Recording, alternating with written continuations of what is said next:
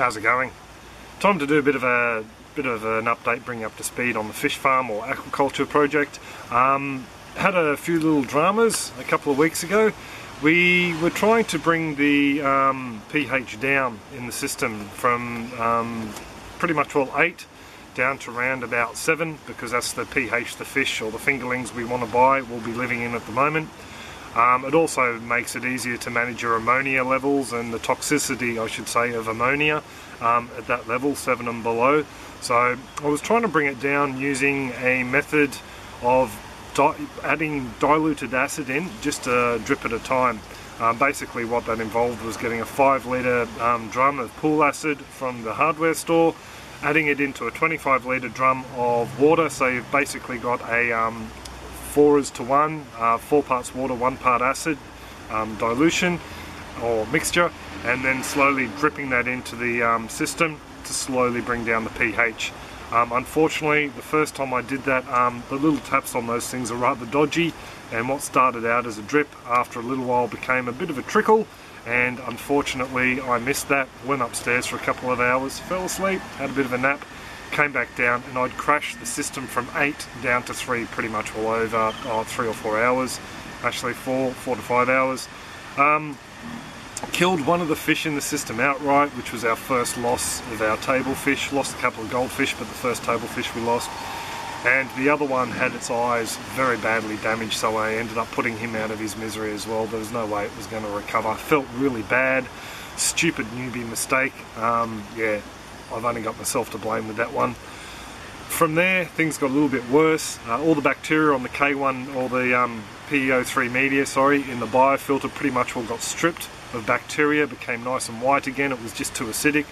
A lot of the bio slime and a little bit of the algae that had formed on the walls of the tank pretty much just washed off. It was that acidic. The water became very cloudy, very milky. So the upside is I got to alter the biofilter and turn it into a trickle filter to see how that works. Ran the water through there. I'll do a clip on that at a later date. Ran the water through there and it polished it up nicely. It looked really clean after about 28 hours.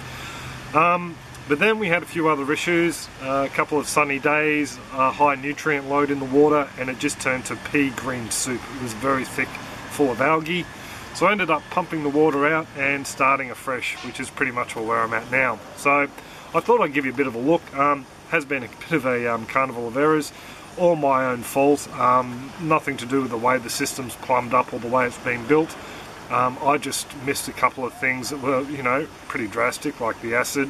So yeah, starting from scratch now, but I have made a couple of alterations to make it a lot easier to work the system. I'll get to it and give you a bit of a look, eh? To begin with, to ensure we don't have algal problems again, I wrapped the outside of the tanks with a little bit of the reflective insulation sheeting we got from Mr. Paul. Thank you very much, mate. And also built a couple of lids to go over the top of it. These lids are just made out of security frame, aluminium, and all I've done is just use some of the fly screen spline and just popped it in there just to hold some weed mat in place. Now the weed mat, it does let a little bit of light through, but not a lot. Just up in the top corner here, I've got a bit of a bungee drilled and put through there. I can just loop that over the top of these bars here just to hold it in place and hold the door open. And I've also got the door on just on zip ties on here, so I can actually slide it from one side to the other depending on how we want to access the fish tanks. So give you a bit of a look at the fish tanks. I've got the black Venturis we bought from Earthen Group on there. I'm actually going to try and see if I can get a few more of them. The water is looking nice and clean. It's looking a little bit green because I added in some water from the Aquaponics, trying to see if I could balance the pH issues when we added the new water in. It comes out of the tap at 8 here. After it settles off and burns off, I will let go some of the carbon dioxide. The pH comes up to 8. And this green water came from the Aquaponics setup, and it came in at a pH of 6.3, and it did not budge the pH in here at all. It stayed at an 8. So that's got something to do with the alkalinity, but we won't get into that here. Tank's looking nice and clean. As you can see, the acid did a great job at stripping all the bio slime from it. So pretty much all starting from scratch again. But, it's one of those things. If you don't make mistakes, how are you going to learn? The other tank is pretty much all set up the same. Over the back there's been a little bit of an adjustment.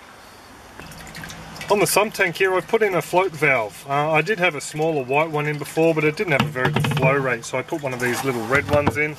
I bought that years ago from Wet Pots while I was doing some work with Peter. I can't find the distributor. If I could, I'd put a link down below, because they're great little float valves. And I've just got a little tap just hooked up to a hose down over here and into the backup water tank. So basically, as the water level drops, it tops up automatically.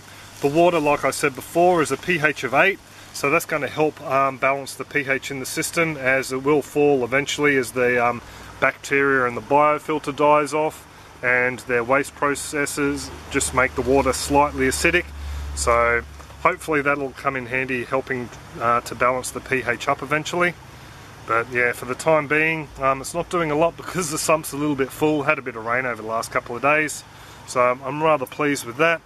One of the only other things I'm thinking about altering is just the pipe work that comes out of the pump. We've got a little 10,000 litres an hour, 85 watt unit on there at the moment.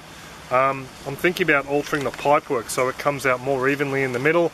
I'm finding that this tank here actually has a higher flow rate, and the only thing I can put it down to, same Venturi, same taps in line. I've actually got that one turned off a little bit, trying to balance it.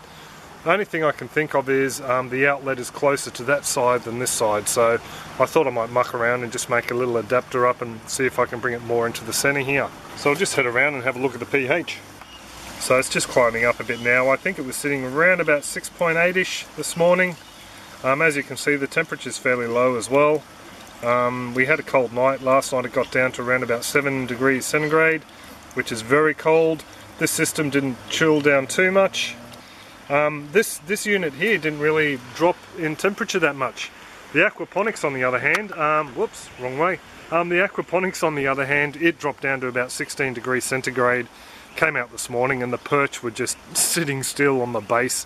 They didn't look very impressed at me at all. So what I've done today and what I'm about to do here is I'm taking the shade cloth off the top of this, and hopefully that'll help increase the temperature in that water.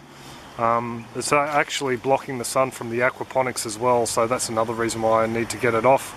I've actually installed a little cord there. I've installed a heater into there. Now we'll have a mini aquaponic update. I've actually installed a heater into here. It's just a little metal one. I had it in here last year. It didn't burn the fish at all. They tend to stay away from it. You can see the steam coming off of it. The water in this tank at the moment only came up to about 17 degrees, so hopefully that will keep the little fellas happy. Getting rather big down there, but yeah, these guys are doing alright. What I'm actually thinking about doing is, last year the reason why the water got so cold is because it flows out through open air into the grow beds, and then from there it flows through open air down into the sump tank. So what I'm thinking about doing this afternoon, if I've got enough time, I've got to plant some garlic and kale as well. Cutting that line and doing a bit of a bypass so the water comes through the radial flow into the moving bed biofilter and then directly into the sump with the pipe that goes underwater, where it can then come back up again straight into the fish tank, and that way the water won't be falling through open air. So I think that's one way I can actually stop the heat loss out of the fish tank overnight. Just at night, come turn it off, in the morning turn it back on. The other thing I could do is make up one of those black polypipe curl heaters.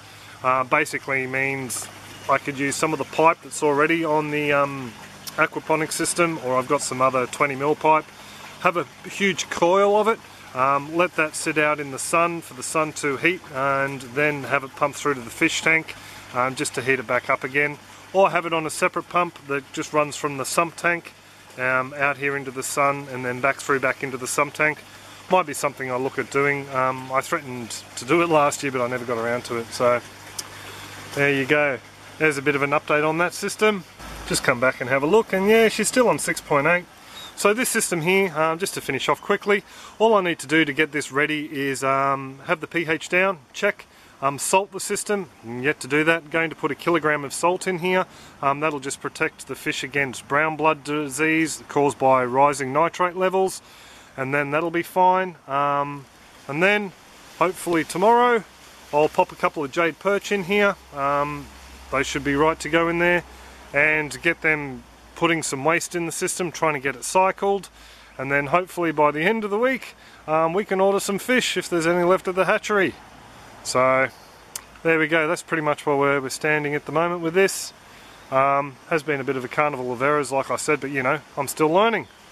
So if you do have any comments, questions or suggestions on anything on this system or the aquaponics, drop them in the comments section below and I'll get back to you.